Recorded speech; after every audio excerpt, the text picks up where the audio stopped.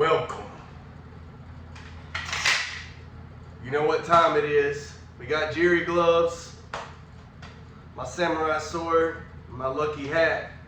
And it's time to predict the Spivac versus Tybura card. And you know we do it different around here, so we start at the top and we work our way down. Starting with that fight, Spivac versus Tybura.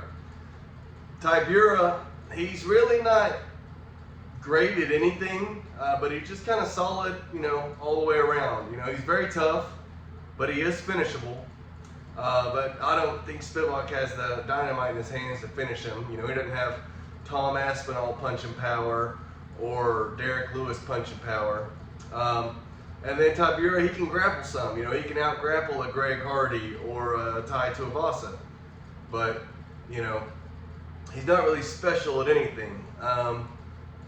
Not super big for the weight class either. Not extremely fast. Spivac, on the other hand, I actually think he is a very good grappler. Spivac, he has one huge problem in his game, and that is he struggles mightily with really fast opponents. That's why he couldn't get in and get takedowns on Cyril Gahn, because Gahn was getting in, getting out, and keeping that distance, and Spivac wasn't getting in on the hips to get his takedowns, and Gahn was piecing him up. And then Tom Aspinall, extremely fast heavyweight, very powerful, and he was able to just blitz right through him. But looking at, Spivac, he's had a good run. He's beat a lot of good guys. He made Derek Lewis look like a complete amateur. And Derek Lewis, he nuked Tybura whenever they fought. But the one fight that really has me wanting to pick Spivac is Alexander Romanov versus Tybura.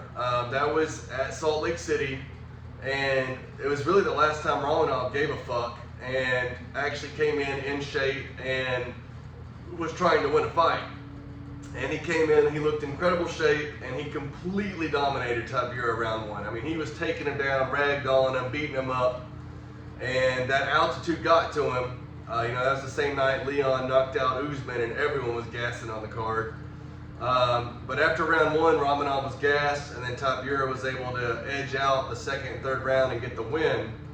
However, he did show that when he fights a good grappler, which I think Spivac is a much better grappler than Romanov, he can be taken down and held there and beat up. And that's why we're going to pick Spivac this week. I think his ground game is just too good, and I think he's just too big for Tybura. I think he'll be able to take him down at will and either win by submission or win by decision. Moving down the card, you got Chris Gutierrez versus Javid Basharat. They're both same height, similar reach, and so Gutierrez, he's a tall, lanky bantamweight, and usually that's one of his strengths is his length. He likes to keep it at distance and work his kicks, because Gutierrez, he has really good spinning shit, and he has really good leg kicks and just really good kicks in general. However, he is very susceptible to being taken down. He's been taken down countless times throughout his career, and his hands aren't very good. As good as his kicking game is, he doesn't have very good hands. Basharat, I would say he has comparable kicks and comparable range. So really, Gutierrez's two best weapons he neutralizes. But then he has much better grappling, and he has much better hands. And one guy only has one loss on his record, and that was a very close decision to Zahabi's brother, his last fight out. And I think that loss was actually good for him, because Basharat, he was getting all the praise in the world, and a loss early in a career, that makes you take the next jump. And so I expect him to level up this fight, and I think if Basharat's not outstriking him, he has the ability to take him down and win the round that way, or I could see him outstriking him. So I'm going to pick Basharat in that one as well, and that's probably the most entertaining fight on the card. Yeah, I would definitely say that's the most entertaining fight on the card. Let's see what we got next. Uros Medic versus Danny Barlow. Now going into this matchup, before I did my research, I was going to pick Medic. I've seen him fight a few times, and he's impressed me. I've seen him win, a few times. But in the research, which I do it so you guys don't have to, he has an 8-inch reach disadvantage. And Barlow is undefeated, and he's much bigger than him, and he looks like a more faster, powerful guy. And I just think his size is going to be too much. Medic used to fight at lightweight, and he really has a lightweight frame.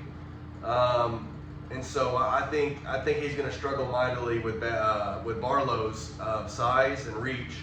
And Barlow's undefeated for a reason. And so I'm gonna roll with him in that matchup as well. Could see him winning by knockout or by decision, because Medic can be tough. Damon Jackson versus Chepe Marasco. Now Chepe, he came onto my radar when he fought Trevor Peek, and he impressed me that fight. And he's actually won 6 fights in a row, and he was on the regional scene for a very long time. Finally made his way to the UFC, and he's been winning fights. He fought Chasson, I think, last fight, and he did a good job. It was a very close fight, but he was able to find the win. And he is that real gritty, tough Mexican style. He's not scared to put himself into harm and give one to take one. And he's a tough SOB, and he's got really good cardio. The one thing working against him this fight is he is only 5'7", and Damon Jackson is 5'11". And so that is a little bit concerning to me. I'm not hyper confident in Chepe in this fight, but Damon is 1-2 his last 3. And Chepe, he's been on a roll. And I just think he can take a much better punch. Jackson's shown he can be knocked out. So we're going to go Chepe in that one as well. Yana Santos versus Chelsea Chandler. Y'all will probably laugh at me because Chelsea Chandler, she became a meme when she got hit in the face by Norma Dumont and just took off running across the cage and had the fear of God in her eyes. But, what's her name? Yana Santos, she's lost 3 in a row. And it has been against top competition. I know one of those losses was Holly Holm and another Irene Aldana. However, she's lost a lot since coming to UFC. She's really shown she's really, I really don't know how she's still on the roster. She's kind of sucks. And Chandler was able to rebound and win after that Norma Dumont loss. And Norma's a really good fighter as well. Yana, she's very finishable, although Chelsea wins a lot by decision. Another fight I'm not super confident in, but I will go Chelsea Chandler. I think Chelsea is still hungry and sees a career in this, whereas Yana, I think she knows her time is coming to an end and that fighting probably isn't the best thing for her to do. Toshiami Kazama versus Charlampos Gregorio. Now, those are 2 names right there. Really didn't know much about either guy, but they both sound cool when you say them. One guy is 4-1 in his last 5, and the other guy is 1-3 in his last 4. And so I'm going to go with the hot hand here, and I'm going to go with Gregorio in this one. He should get it done, and one guy he's streaking this way, the other guy's streaking this way, and I'm going to go with Gregorio in that one.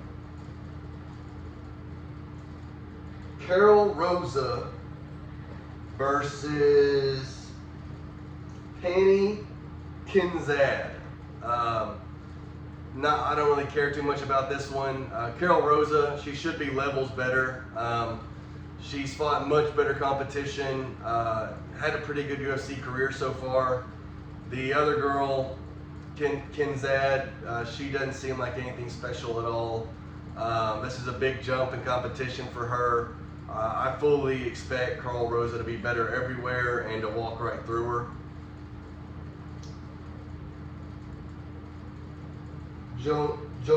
Jonathan Denise versus Carl Williams.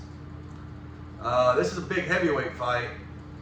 And going into it, I see Denise is 7-0 with 7 knockouts. And I'm like, man, that's pretty damn good. And Carl Williams, I remember him from when he made his debut. I remember doing a lot of research on him. And Carl's got really good takedowns. He's kind of a decision machine. But he's never been knocked out before. And, you know, Denise, I'm like, okay, this guy's Brazilian, so he must be good on the ground. Well, then I go and watch his fight versus Austin Lane, and he got taken down by Austin Lane, who's not a grappler by any stretch, and he was held there for 4 minutes. I mean, he came out and knocked him out in the second round, but Austin Lane's always getting knocked out, so don't mean shit to me. Carl Williams, he's got very good takedowns, and if Austin Lane can take you down and keep you there, Carl Williams should be able to do that all night long. Denise, he is dangerous. He's got a lot of pop in his shot, so there is always that risk when you're swinging 4-ounce gloves on somebody and you're that big. But I'm going to go with Carl Williams, and I'm pretty confident in that pick. Yusuf Zalal versus Jarno Aarons. Yusuf, I remember him when he had his first run in the UFC, and he fought a lot of tough competition. I remember he fought Ilya to a decision, and that's aged like a fine wine right there, because Ilya's, you know, he's been the man, even though I don't like the dude. Fuck him.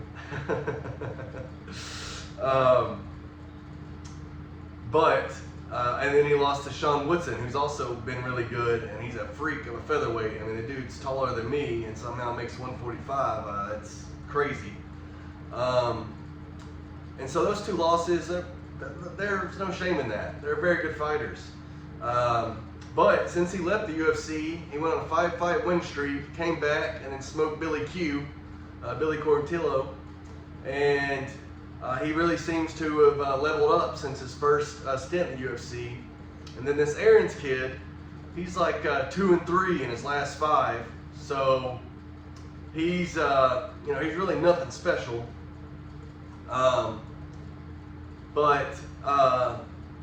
I think Yusuf is just better everywhere here, and he should absolutely dominate this fight. I fully expect him to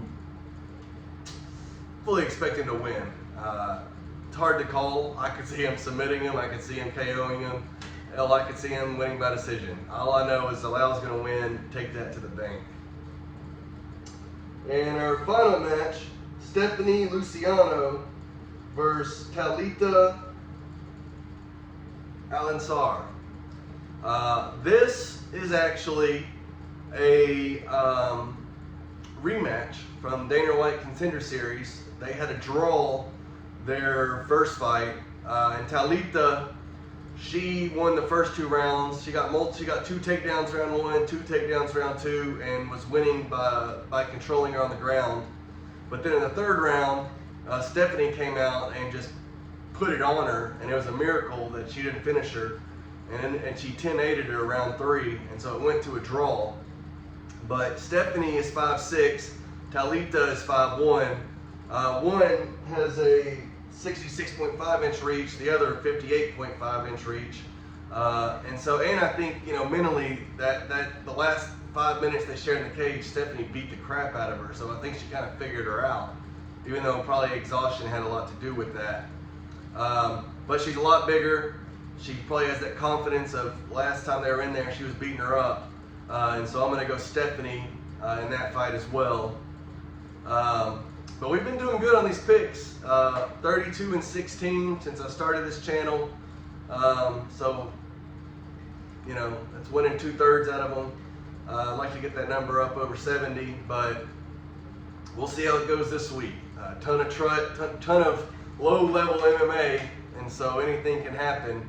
But y'all let me know in the comments what you think, and if you made it this far, please like and subscribe. Raw Dog out.